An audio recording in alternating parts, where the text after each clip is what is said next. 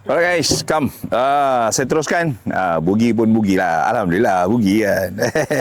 Okay, saya teruskan di lubang nombor 4 guys. Par 4, indeks 17 guys. Sejauh berapa? Sejauh 320 guys. 320, tak adalah macam jauh sangat kan. Tapi lubang ni ada tricky sikit. Sebelah kanan all the way air guys. Oh, air yang luas. So, bola ni, fairway akan dogleg to the right. So, ada bunker depan tu yang menunggu kita. So, distance lebih kurang 2-3 masuk bunker guys. Jadi saya pukul relax saja. Saya target depan-depan bunker tu. Dan kita boleh second shot dengan baik insyaAllah. So saya tengok boleh tak. Saya target pin. Saya target distance marker 150 tu. Easy that. One good shot. Manis-manis satu. One good shot.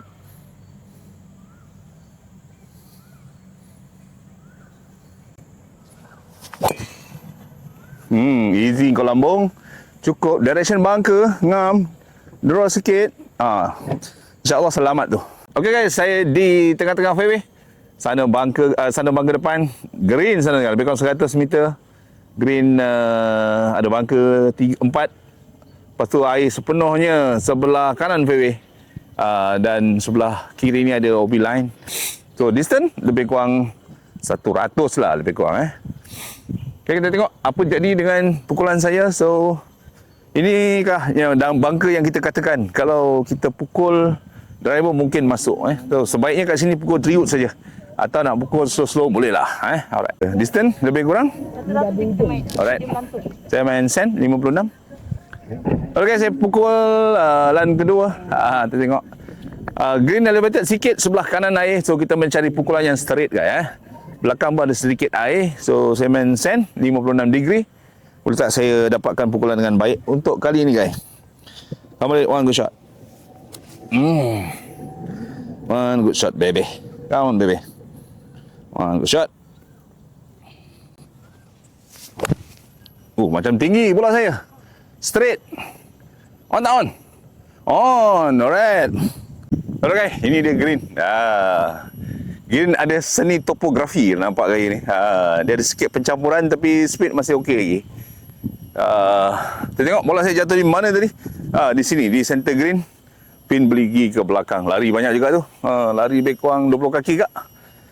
Kita tengok macam mana kejadiannya di sini. Sebelah kanan air guys. Best ni. Angin sedap. Ni ada bola siapa ni? Belakang. Air lagi belakang. Air lagi belakang. Belakang green ni memang kalau mencuram memang air lah. Dahsyat. Kita tengok macam mana saya punya pukulan di lubang ini. Okey.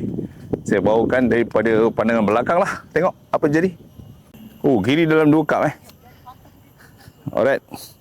Beripat saya ini mengharapkan par guys sebenarnya. Asyik bugi je ni kita main par. Lepas tu boleh cik beri kan. Pelan-pelan alit Uphill.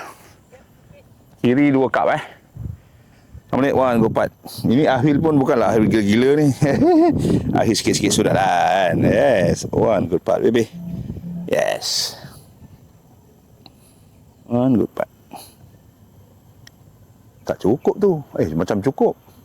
Dia turun juga. Okay. Ini par. Confirm. Okay. Par putt. Okay. Manis-manis